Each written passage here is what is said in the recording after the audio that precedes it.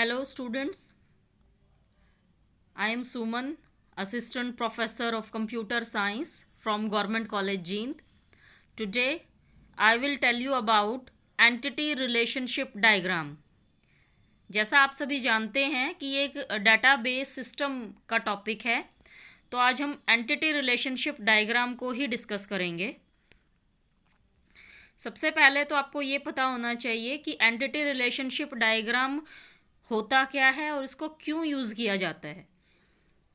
जो हमारा ER diagram है ये एक तरह से ब्लूप्रिंट है कि जहाँ पे डाटा एक्चुअल में स्टोर किया जाता है उस चीज़ के लिए इसको रिप्रेजेंट करने के लिए ईआर डायग्राम को यूज़ किया जाता है, या फिर सरल शब्दों में हम कह सकते हैं it is use to communicate the logical structure of database to user.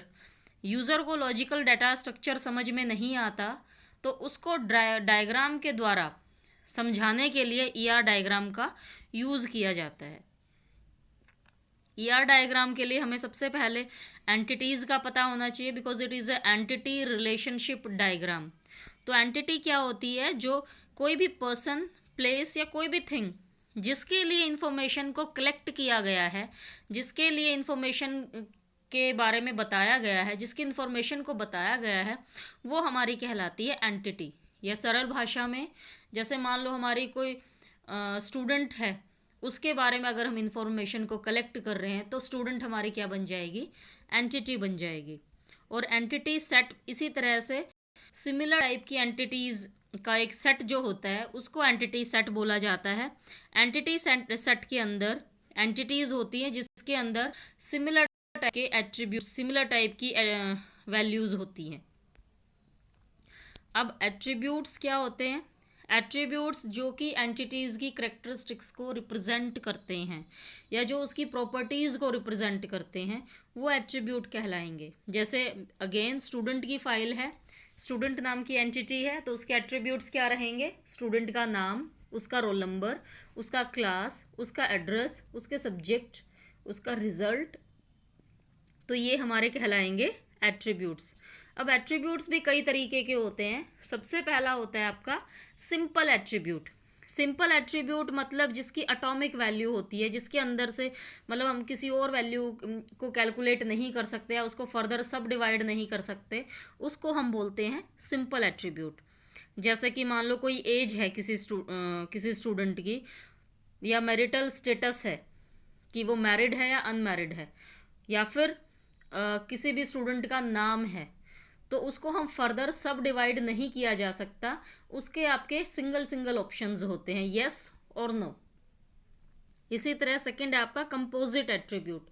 Composite attribute का मतलब है कि जिस एट्रीब्यूट में से हम फर्दर सब डिवाइड कर, स्मॉलर पार्ट्स में सब डिवाइड कर सकते हैं, उसको हम बोलते हैं कंपोजिट एट्रीब्यूट। जैसे कि नेम, नेम को हम 3 भागों में डिवाइड कर सकते हैं, first name, middle name and last name. इसी तरह से डेट ऑफ बर्थ को ईयर, मंथ एंड डे, तो ये सब डिवाइड किए जा सकते हैं स्मॉलर इंडिविजुअल पार्ट्स में।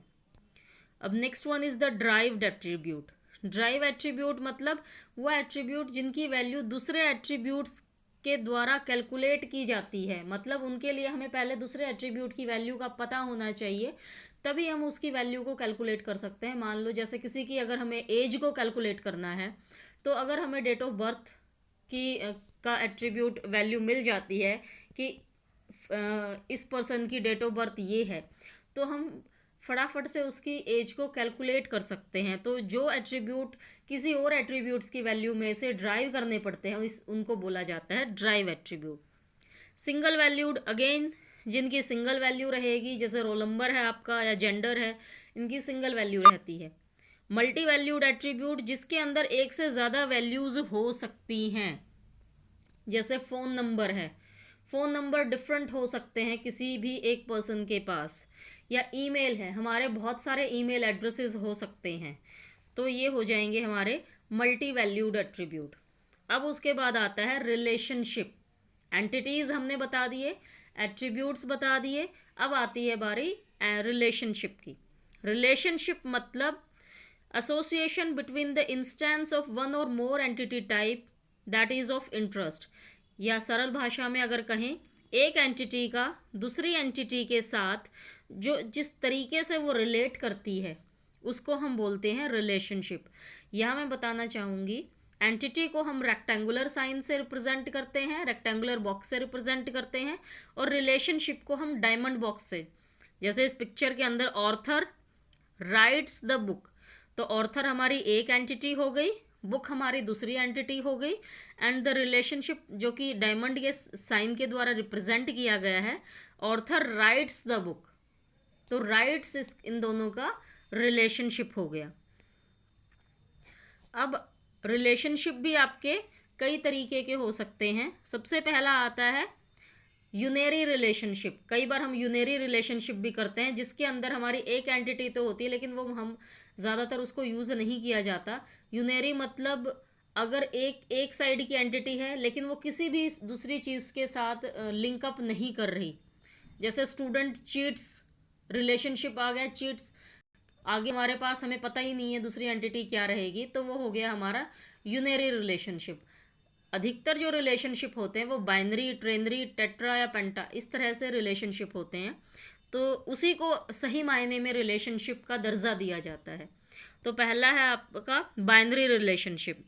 जैसे टीचर एक एंटिटी है, सब्जेक्ट दूसरी एंटिटी है, और रिलेशनशिप इनका क्या हो गया, टीचेस का।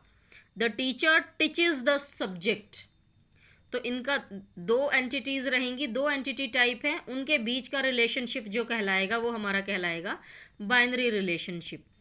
उसके बाद आता है ट्रेनरी रिलेशनशिप। ट्रेनरी रिलेशनशिप के अंदर हमारे पास कम से कम 3 एंटिटी के टाइप्स होने चाहिए। जैसे एक टाइप हो गया टीचर का, दूसरा टाइप हो गया स्टूडेंट का, तीसरा टाइप हो गया सब्जेक्ट का, कि जो टीचर है वो स्टूडेंट को पढ़ाता है, teaches the student and teaches with the subject book. तो सब्जेक्ट जो है, सब्जेक्ट की जो बुक है वो भी एक इंडिविजुअल एंटिटी है, क्योंकि सब्जेक्ट बुक का नाम रहेगा, सब्जेक्ट बुक का पब्लिकेशन रहेगा, सब्जेक्ट बुक का प्राइस रहेगा। इसी तरह टीचर की एंटिटी है, उसके भी सेपरेट एट्रीब्यूट्स रहेंगे, टीचर का नाम, टीचर की एज, टीचर की आईडी, टीचर की सैलरी। स्टूडेंट का भी सेम यही रहेगा, स्टूडेंट का रोल नंबर क्या है, उसका नाम क्या है, उसकी क्लास कौन सी, उसका सब्जेक्ट कौन सा है। तो ये जो रिलेशनशिप है जहाँ पे 3 एंटिटीज़ कम से कम होनी चाहिए, वो रिलेशनशिप हमारा कहलाता है ट्रेनरी रिलेशनशिप। उसके बाद जो रिलेशनशिप जो आता है वो कार्डिनिटी के द्वारा रिप्रेजेंट किया जाता है। कार्डिलिटी क्या होती है, that defines the number of entity in one entity set. एक टाइम में, एक समय में एंटिटी सेट में कितनी एंटिटीज़ रहेंगी और उनका दूसरी एंटिटीज़ के साथ क्या रिलेशनशिप रहेगा, क्या एसोसिएशन रहेगा, इस चीज़ को रिप्रेजेंट करने के लिए कार्डिलिटी का यूज़ किया जाता है। अब कार्डिलिटी आपकी हो सकती है, कार्डिलिटी आपकी रिलेशनशिप को रिप्रेजेंट करती है 1 to 1, 1 to many, many to 1, many to many। अब 1 to 1 का मतलब है एक एंटिटी है उसका एक ही रिलेशनशिप है दूसरी एंटिटी के साथ। जैसे कि एक स्टूडेंट है, उसका एक स्टूडेंट है, उसको एक टाइम में एक ही टीचर पढ़ाता है, तो हमारा कहलाएगा 1 to 1 relationship. 1 to many relationship के अंदर एक टीचर है जो एक समय में बहुत सारे स्टूडेंट्स को पढ़ा रहा है, तो वो रिलेशनशिप उनका रहेगा 1 to many relationship. Many to 1 मतलब बहुत सारे स्टूडेंट हैं, एक ही सिंगल टाइम में एक ही टीचर से बैठ के पढ़ रहे हैं, तो वो हमारा कहलाएगा many to 1 relationship. Many to many मतलब बहुत सारे स्टूडेंट्स हैं, उनको बहुत सारे टीचर्स टाइम टू टाइम पढ़ाते हैं, या फिर बहुत सारे एम्प्लॉयज़ हैं, बहुत सारे डिपार्टमेंट्स में काम करते हैं, तो वो रिलेशनशिप हमारा क्या कहलाता है, many to many relationship. Clear. अब उसके बाद रिलेशनशिप के अंदर आते हैं की कॉन्स्टेंट्स। कॉन्स्टेंट्स होती हैं बाधाएं, या आप इसको सेट ऑफ रूल्स भी बोल सकते हैं। कई तरह की कीज़ होती हैं, सुपर की, कैंडिडेट की, प्राइमरी की और फॉरेन की। देखिए ये जो एट्रीब्यूट है, इस एट्रीब्यूट के अंदर प्राइमरी की, कैंडिडेट की, सुपर की, हमने 4 आपकी कीज़ को रिप्रेजेंट किया है। अब सबसे पहले हमें प्राइमरी की के बारे में पता होना चाहिए। प्राइमरी की मतलब जो यूनिकली आइडेंटिफाई कर सकती है सारे के सारे रिकॉर्ड्स को, तो उसको हम बोलते हैं प्राइमरी की। जैसे कि अगर मान लो किसी स्टूडेंट का अगर हमें रोल नंबर पता चल जाए तो हम उस स्टूडेंट का नाम, क्लास, उसके उसका रिजल्ट, उसकी डिटेल हम फाइंड आउट कर सकते हैं। तो roll number is our primary key because it helps to uniquely identify the whole record of any attribute, any tuple. तो उसको हम बोलते हैं प्राइमरी की। कैंडिडेट की, जब एक रिलेशनशिप में एक से ज़्यादा प्राइमरी की होती हैं तो एक की को हम प्राइमरी की का दर्जा दे देते हैं और दूसरी जो की है उसको हम कैंडिडेट की बोलते हैं। जैसे कि अगर हमारी स्टूडेंट की ही फाइल है, स्टूडेंट की फाइल में रोल नंबर हमारा हो गया प्राइमरी की, उसके बाद जो दूसरी ऐसी की, दूसरा ऐसा एट्रीब्यूट जिसके द्वारा यूनिकली आइडेंटिफाई किया जा सकता है, यानी कि रजिस्ट्रेशन नंबर, कि इस किसी भी स्टूडेंट का अगर रजिस्ट्रेशन नंबर हमें पता चल जाता है तो उसकी भी पूरी डिटेल निकाली जा सकती है। तो रजिस्ट्रेशन नंबर हमारा क्या कहलाएगा? कैंडिडेट की। फिर उसके बाद आता है हमारा सुपर की। सुपर की का मतलब है जब किसी भी एंटिटी के अंदर कोई भी प्राइमरी की नहीं होती, यानी कि कोई भी यूनिकली आइडेंटिफाई करने वाला एट्रीब्यूट नहीं होता, तब हम एक या दो एट्रीब्यूट्स को एक या दो कॉलम्स के द्वारा किसी भी स्टूडेंट को आइडेंटिफाई कर सकते हैं। जैसे मान लो किसी भी कोई टेबल है, उसके अंदर हमारे पास रोल नंबर नहीं है, रजिस्ट्रेशन नंबर नहीं है, लेकिन स्टूडेंट का नाम, स्टूडेंट की एज, स्टूडेंट का एड्रेस और स्टूडेंट का फ़ोन नंबर अगर हमें ये पता चल जाता है तो हम उसको आइडेंटिफाई कर सकते हैं। तो इन चार कीज़ को मिला के एक की बना दी जाती है जो कि यूनिकली आइडेंटिफाई करने में सक्षम होती है, उसको हम बोलते हैं सुपर की। फॉरेन की मतलब एक जो की है वो जो दूसरी की से, दूसरे टेबल की की से किस मायने में रिलेट करती है, उसको हम फॉरेन की बोलते हैं। अब कौन कौन से स्टेप्स हैं ईआर डायग्राम को क्रिएट करने के लिए? तो सबसे पहले हमें एंटिटीज़ को का पता लगाना पड़ता है कि किस चीज़ की हमें इंफॉर्मेशन को कलेक्ट करनी है। उसके बाद उन एंटिटीज़ का आपस में क्या रिलेशनशिप रहेगा। अगर हम बाइनरी रिलेशन बना रहे हैं तो दो एंटिटीज़ हमें चाहिए, ट्रेनरी रिलेशनशिप बना रहे हैं तो हमें तीन एंटिटीज़ चाहिए। तो आपस में उनका क्या रिलेशनशिप है, वर्क फॉर का है या कोई और रिलेशनशिप है। फिर उसके बाद कार्डिलिटी कॉन्स्टेंट्स। कार्डिलिटी कॉन्स्टेंट का मतलब है कि किस तरह का रिलेशनशिप है, 1 to मैनी है, मैनी टू 1 है, 1 to 1 है, मतलब टोटल पार्टिसिपेशन है या पार्शियल पार्टिसिपेशन है। पार्शियल पार्टिसिपेशन का मतलब ये होता है कि सारे की सारी एक एंटिटी दूसरी एंटिटी से पूरी तरह से डिपेंड नहीं करती, दूसरी तरह से रिलेट नहीं करती, तो उसको हम बोलते हैं पार्शियल। जैसे कि अगर एम्प्लॉय और डिपार्टमेंट का मान लो मैं एग्जांपल लेके चलती हूँ, तो ज़रूरी नहीं है कि सारे के सारे एम्प्लॉय एक ही डिपार्टमेंट में काम करते हों, अलग अलग डिपार्टमेंट में भी काम कर सकते हैं। तो ये रिलेशनशिप जो दो एंटिटीज़ का हो गया किसी भी पॉइंट ऑफ टाइम पे, वो हो गया हमारा पार्शियल रिलेशनशिप। टोटल पार्टिसिपेशन का मतलब होता है जब हमारा कंप्लीट सारे के सारे एम्प्लॉय एक ही डिपार्टमेंट में काम करते हैं, मतलब total participate in single department, single entity, तो उसको हम बोलते हैं टोटल पार्टिसिपेशन, और इसको डबल लाइन के द्वारा रिप्रेजेंट किया जाता है रिलेशनशिप में। फिर उसके बाद आता है एंटिटीज़ एट्रीब्यूट, मतलब जो हम एंटिटी, हमें पता चल गया एंटिटी किसके बारे में हम इंफॉर्मेशन कलेक्ट करनी है। फिर उसके बाद आपस में एंटिटीज़ का रिलेशनशिप क्या रहेगा, फिर रिलेशनशिप का टाइप क्या रहेगा। फिर उसके बाद हमें ये पता लगाना है जो हम एंटिटीज़ कलेक्ट कर रहे हैं उसके एट्रीब्यूट्स कौन कौन से रहेंगे, उनमें की एट्रीब्यूट है या नहीं है, या मल्टी वैल्यूड एट्रीब्यूट है, या वो कंपोजिट एट्रीब्यूट्स हैं, या वो सिंगल वैल्यूड एट्रीब्यूट हैं। तो ये फाइंड आउट करना भी एक टास्क है जिसमें को आइडेंटिफाई करना पड़ता है ईआर डायग्राम को बनाने से पहले। फिर उसके बाद जब ये सारी इन्फॉर्मेशन कलेक्ट हो जाती हैं तब एंटिटी रिलेशनशिप डायग्राम को बनाने की तैयारी की जाती है। जैसे मान लो कोई भी एक सिंपल एग्जांपल अगर हम लेके चलते हैं, मान लो ये एक सिंपल एग्जांपल है, ये देखिए एक ऑर्गेनाइजेशन है जिसमें बहुत सारे डिपार्टमेंट्स हैं, हर डिपार्टमेंट का एक नाम है। जैसे इंग्लिश डिपार्टमेंट है, मैथ्स डिपार्टमेंट है, या जैसे अगर मान लो कोई भी, अगर हम किसी ऑर्गेनाइजेशन का, प्राइवेट कंपनी का अगर हम लेके चलते हैं, अलग अलग डिपार्टमेंट, सेल्स डिपार्टमेंट है, परचेज डिपार्टमेंट है, फूड डिपार्टमेंट है, तो अलग अलग डिपार्टमेंट्स हैं, हर डिपार्टमेंट का अपना एक नाम है, जो कि बहुत सारे सुपरवाइज़र के द्वारा रन किया जाता है। मतलब कि 1-to-1 रिलेशनशिप हो गया, ठीक है। तो सुपरवाइज़र का भी अपने अलग से एट्रीब्यूट्स रहेंगे। सुपरवाइज़र की आईडी रहेगी, सुपरवाइज़र का नाम रहेगा, सुपरवाइज़र की ईमेल एड्रेस रहेगी, कोई उसके पास कोई फ़ोन होगा जिसका नंबर होगा, और उसका डिपार्टमेंट का नाम रहेगा कि वो कौन से डिपार्टमेंट में किस समय काम करता है। तो ये रिलेशनशिप आपका डिपार्टमेंट और सुपरवाइज़र का रहेगा, run by, that is department is run bye supervisor, ठीक है। फिर जो डिपार्टमेंट है उसको बहुत सारे एम्प्लॉयज़ असाइंड किए गए हैं, मतलब उस डिपार्टमेंट में बहुत सारे एम्प्लॉयज़ काम करते हैं। तो डिपार्टमेंट और एम्प्लॉयज़ का जो रिलेशनशिप रहेगा वो रहेगा असाइंड का, कि different employees are assigned to the department. ये हो गया। अब ये 1-to-1 या 1-to-many या many-to-many कोई भी रिलेशनशिप हो सकता है। अब इसके अंदर उसके बाद हमें पता करना होता है इसके एट्रीब्यूट्स क्या रहेंगे एंटिटी के। तो इन एंटिटीज़ के डिपार्टमेंट की एक एट्रीब्यूट है डिपार्टमेंट का नाम।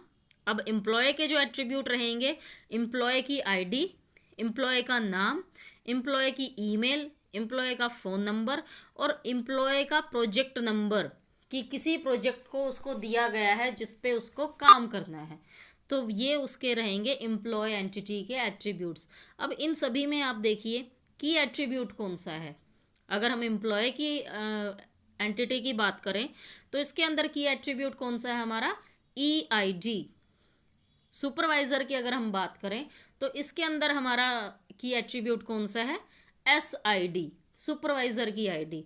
और डिपार्टमेंट के अंदर हमारा कोई भी की एट्रीब्यूट नहीं है, क्योंकि इसके अंदर एक सिंगल वैल्यूड एट्रीब्यूट ही है हमारा। तो इसीलिए यही हमारा यूनिकली आइडेंटिफिकेशन का है, और इसी को हम कंपोजिट भी बोल सकते हैं, और इसी को हम सेकेंडरी की भी बोल सकते हैं। अब जो एम्प्लॉय है वो वर्क्स ऑन द प्रोजेक्ट, जो फोर्थ आपकी एंटिटी रहेगी that is the works project की। हर प्रोजेक्ट का एक नंबर है और हर प्रोजेक्ट का एक नाम है। तो जो एम्प्लॉय और प्रोजेक्ट का रिलेशनशिप है वो है आपका employees are working on project, या employee is working, is employee works on the project. तो ये हमारा ER डायग्राम इसका बनेगा, जिसके अंदर हमारी दोबारा फिर से मैं बता देती हूँ 4 एंटिटीज़ हैं। पहली डिपार्टमेंट, दूसरी सुपरवाइज़र, तीसरी एम्प्लॉय, फोर्थ हमारी है प्रोजेक्ट। डिपार्टमेंट जिसका कोई एक नाम है, department is run by the supervisor and every department has assigned the different employees and every employee work for the project. तो ये हमारा ER डायग्राम रहेगा इस तरह से। अब इस जो डायग्राम है इसको अगर हम स्कीमा में रिप्रेजेंट करें, स्कीमा का मतलब आपको अगर नहीं पता तो मैं बता देती हूँ। स्कीमा होता है डाटा को डिस्क्राइब करना, डिस्क्रिप्शन ऑफ ओवरऑल डाटाबेस, तो उसको हम बोलते हैं स्कीमा। सब स्कीमा किसी भी डिस्क्रिप्शन, किसी भी डाटाबेस का किसी भी पॉइंट ऑफ टाइम पे कोई भी पार्ट जिसके बारे में हमें इंफॉर्मेशन कलेक्ट करनी है वो हमारा कहलाता है सब स्कीमा। तो इस जो डायग्राम है इसका रिलेशनल स्कीमा बनेगा, department having the department name, supervisor having the attributes like SID, name, email, phone, department name, and employee हर एक एम्प्लॉय का क्या है, एक एम्प्लॉय आईडी है, एम्प्लॉय का नाम दिया गया है, एम्प्लॉय की ईमेल एड्रेस है, फ़ोन दिया गया है, हर एक का अपना फ़ोन है, और हर एक एम्प्लॉय को किसी न किसी प्रोजेक्ट पे काम करना है तो उस प्रोजेक्ट का भी नंबर दिया गया है। तो इस वाले रिलेशनशिप में देखिए आप, इसके अंदर आपके पास कितनी कीज़ हैं एम्प्लॉय की टेबल में। EID आपकी क्या है, एक आपकी प्राइमरी की है, नेम आपकी सेकेंडरी की है, ईमेल एड्रेस आपकी क्या है, ये email address multi composite attribute भी हो सकता है इसको, मतलब डिफरेंट मल्टी वैल्यूड एट्रीब्यूट भी हो सकते हैं, क्योंकि किसी भी एम्प्लॉय की डिफरेंट टाइप की ईमेल एड्रेसेस हो सकते हैं। एक एम्प्लॉय के पास फ़ोन भी अगेन आपकी मल्टी वैल्यूड की रहेगी। प्रोजेक्ट नंबर, हर एक एम्प्लॉय को एक सेपरेट प्रोजेक्ट नंबर दिया गया है, तो यहाँ पे प्रोजेक्ट नंबर आपकी कंपोजिट की हो गई एंड EID आपकी हो गई प्राइमरी की। अब जो दूसरी टेबल है प्रोजेक्ट की, project name and project number. अब इन दोनों रिलेशनशिप में एम्प्लॉय टेबल में, एम्प्लॉय एंटिटी में एंड प्रोजेक्ट एंटिटी के अंदर जो प्रोजेक्ट नंबर है ये हमारी कहलाएगी फॉरेन की। फॉरेन की मतलब जो पहली एट्रीब्यूट में एज अ कंपोजिट की का काम करती है और जो दूसरी टेबल से वो रिलेट कर रही है उसमें एज अ प्राइमरी की का काम करती है, तो उसको हम बोलते हैं फॉरेन की।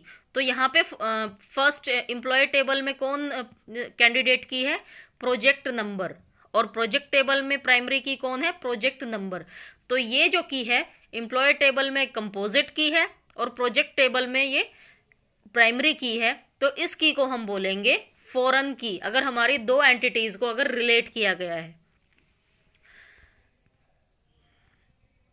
Okay, thank you so much. I hope कि मैंने बहुत ही आसान और सरल भाषा में आपको ER डायग्राम समझाने की कोशिश की है। आपको मेरा लेक्चर पसंद आया होगा। आपको ER डायग्राम के बारे में काफ़ी कुछ डिस्क्रिप्शन पता लग गया होगा। अब जाते जाते मैं आपको एक असाइनमेंट दे रही हूँ कि ER डायग्राम आपको एम्प्लॉय और डिपार्टमेंट का ड्रॉ करके दिखाना है। आप अपनी तरफ से ट्राई करके देखिए कि बहुत सारे एम्प्लॉय हैं, वो बहुत सारे डिपार्टमेंट्स में काम करते हैं और वो एक ही टाइम पे बहुत सारे प्रोजेक्ट्स पे काम कर असाइन कर किए गए हैं प्रोजेक्ट को, और प्रोजेक्ट के अंदर भी उनको डिफरेंट सप्लायर से डील करना पड़ता है। वो सप्लायर आगे बहुत सारी चीज़ों को सप्लाई करता है, या फिर एक पेरोल सिस्टम का आपको ER डायग्राम बनाना है। Okay, thank you so much, have a nice day.